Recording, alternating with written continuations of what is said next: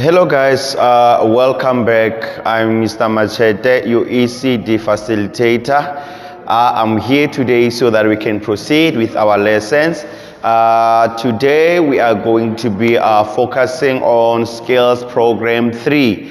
Mind you, with our last video, we got skills program 2 completed, of which we were focusing on activity number 8, 9, and 10. So today we are going to be focusing on skill program 3. So in skill program 3, this is going to be our first video where we'll be focusing on activity number 1, activity number 2, and activity number 3. So I'm welcoming each and every one of you guys. Let's come and enjoy the lessons. Let's come and make sure that we open our notes and concentrate on everything that I will be saying. Please refer from your notes, from your textbook, so that we can flow together. Okay guys, let's look at activity number 1. In activity number 1, we have a question that says, what is environmental hazard?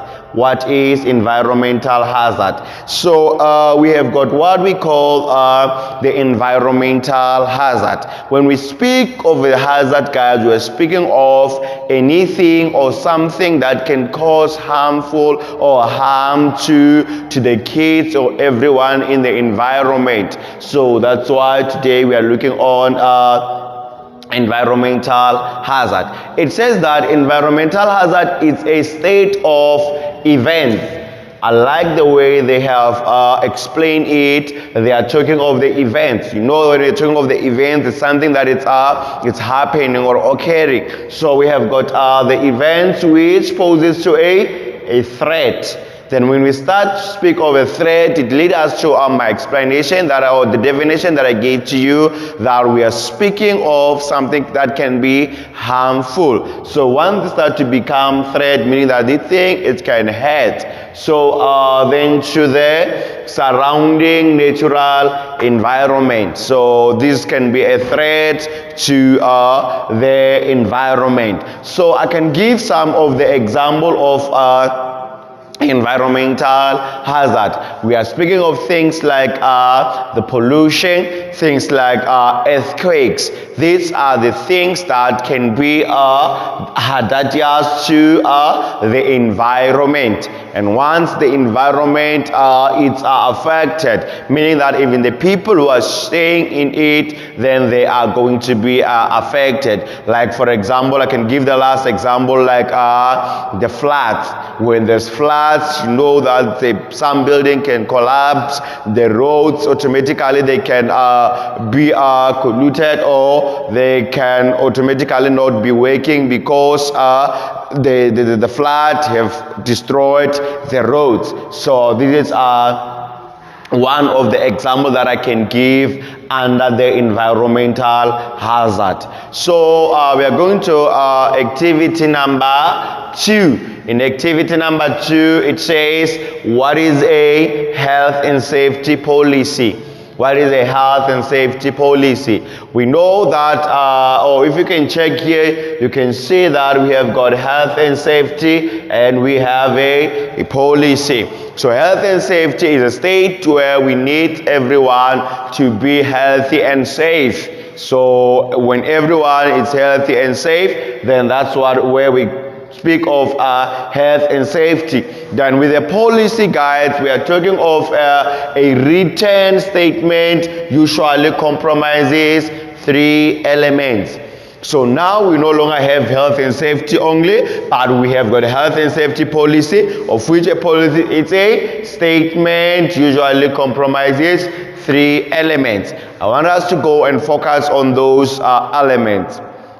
In element number 1, we have got a statement section. This is our element number 1, a statement section. From your book, it says that a statement section, often a single page detailing how safety will be managed, and that it demonstrates the organization committed to health and safety. So normally they are saying with a policy, it can be either a one page that automatically describe how the organization operate.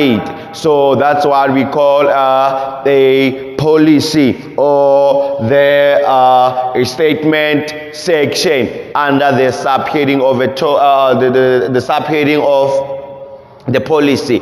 Then let's check number 2, or element number 2. In element number 2, we've got what we call an organization section. Okay guys, number 2, we're gonna have an organization section. Let's check from your notes what is an organization section. It says that an organization section that details where responsibilities are allocated and how employees fit into the overall safety management system. So with an organization section, this is where we found out what is there that is expected from the employees or from anyone who found themselves under their certain policy. So when those things are put into details, or are put in explained, or are put in a policy, then everyone have to comply on them. That's why it tells us about how the employees fit. So let's check number 3, of which is an arrangement section. With an arrangement section, we are talking of the section that could conclude such matters as risk assessment, fire safety, first aid, accident reporting, electrical safety, work equipment, hazardous substances, manual handling, and other workplace issues. In large organizations, the arrangement section may refer to other documents such as a safety manual or safety system of work.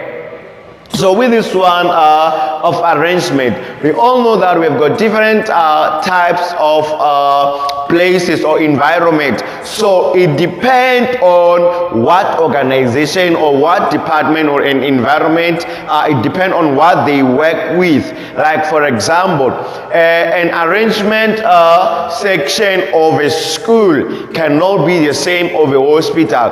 Let me give you the reason why I'm saying this. With a school, we all know that's why we'll tell the students no knives, no weapons, they must make no noise and everything. But when we go to a hospital, there's a lot of departments. We have got the labor wards, we have got the ICU, we have got the reception, we have got the OPD. So it's different sections. So meaning that those sections, they also have their arrangement section, where the policy will include them, that in ICU you are not allowed to enter if you are not in this certain uniform or whatever PPEs that they will have mentioned. So that's how the policy works. So in a policy, let's just master that we've got 3 elements, because the policy, it says that is a written statement, usually compromises those 3 elements. What are those 3 elements? We have got a statement section, an organization section, and an arrangement section. Thank you guys. Let's focus on activity number 3 now. So in activity number 3, it says these are the safe behaviors to teach children, including violent reduction. These are the safe behaviors to teach children, including violence reduction. Number 1, the safe behavior that we have to teach children, number 1 is not talking to strangers. Because if they talk to strangers, some of the strangers may act as if they are helpers, and at the end they kidnap them. Then we have got number 2, taking safety in numbers.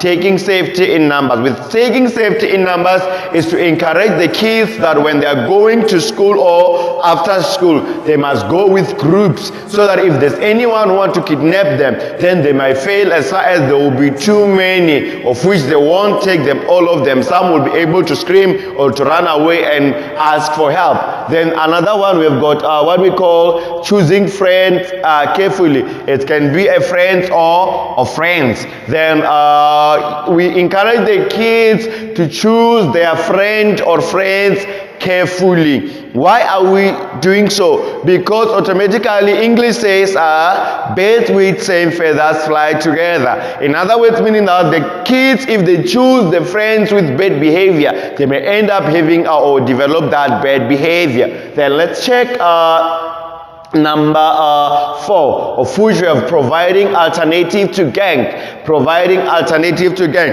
Let's check from our notes, what does this one mean? It says school districts and communities are working together to offer students alternative to gang membership, including activity that builds self-esteem. With this one, as a school, we can look for help from all the organization that teaches things like self-defense. They come to our school and they teach our students. Let's check another one. It says improving school design. Improving school design. I like it the way our notes explain it. Can I please read it from our notes? It says that as school buildings are constructed and old ones are renovated, safety has become an essential element of the design. In new schools, offices areas are now centrally located, easily accessibility from other locations in their building or campuses. Halls have convenient exit and are well lit. Then it says that dead-end hallways and staircase hideways have been eliminated, and restrooms are located closer to the administrative to prevent students from hanging out. This is the one of improving school design aids. So it's simply meaning that if we have got our school, if this is our school and these are the buildings, if these are the buildings or the classrooms, then it's simply meaning that the staff room or where our teachers are located, it might be by the center. Why at the center? So that they can have allowance to go to all classes, or to have access to control and monitor all the classes. And it said that with the restrooms, they are brought even next to the administrative, so that we can prevent the children or the kids to hang out. We all know that with the old schools, you find out if it's the schoolyard, you find here is the school, the classes and everything, the kitchens and wherever there where the kids meet. Then you find that with the restroom, they are far. Some other times you find that maybe there's a sport ground and there is the restrooms. Then if a student is from this class, they ask to go to the restrooms. They take much time. Some they even sit here and start to play, whereas some other teachers are proceeding with what? With the lesson. So that's why with the improvement, we have to make sure that we use this kind of the plan where the teachers will be able to monitor each and every class and each and every ongoing and outgoing in the class. Then let's check the last one. It says monitoring visitors carefully. Monitoring visitors carefully. So with this one, guys, each and every school must have the name tags or the student cards for the students or for the staff, so that they can know that this person is belonging here. So if there's anyone that doesn't have such, then they must be asked or questions. Why are they there? What is it that they came to do? They must have the school must have a security where everyone must register when they enter the premises, so that even if something happens there, then they know who to go and confront. They know who was there at that time or on that day. Thank you very much, guys. I will meet again with our second video where we'll be discussing the other activities. Have a nice day. Thank you.